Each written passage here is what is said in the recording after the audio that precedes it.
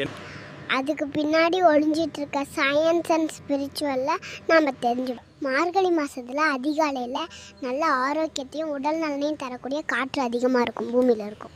அப்போ மற்ற மாதத்துலலாம் இருக்காதாங்க? எனக்கு தெரியும், மைக்காரே இந்த மாதிரி ஏதாச்சும் கேட்பீங்கன்னு.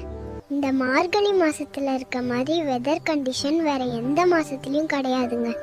நல்ல காற்றை சுவாசிக்கணுன்றதுக்காக தான் நம் முன்னோர்கள் மார்கழி மாதத்தில் அதிகாலை எந்திரிச்சு கோலம் போடுறது, பஜனை பாடுறது, கோயிலுக்கு போகிறது, சில நடைமுறைகள் வச்சுருந்தாங்க. சும்மா நம்பலை. யாராச்சும் மார்கழி மாதத்தில் அதிகாலையில் வெளியே போன்னு சொன்னால் போக மாட்டோம். அதனால தான் கோலம் போடுறது, கோயிலுக்கு போகிறதுன்னு சில நடைமுறைகளை நம் முன்னோர்கள் வச்சுருந்தாங்க. ஸோ நம் முன்னோர்களோட வழக்கத்தை ஃபாலோ பண்ணுவோம், ஆரோக்கியமாக இருப்போம். அப்புறம் இந்த வீடியோ பிடிச்சிருந்தா லைக் பண்ணுங்கள். யாரெல்லாம் அதிகாலையில் எழுந்திரிக்கிறீங்கன்னு கமெண்ட் பண்ணுங்கள்.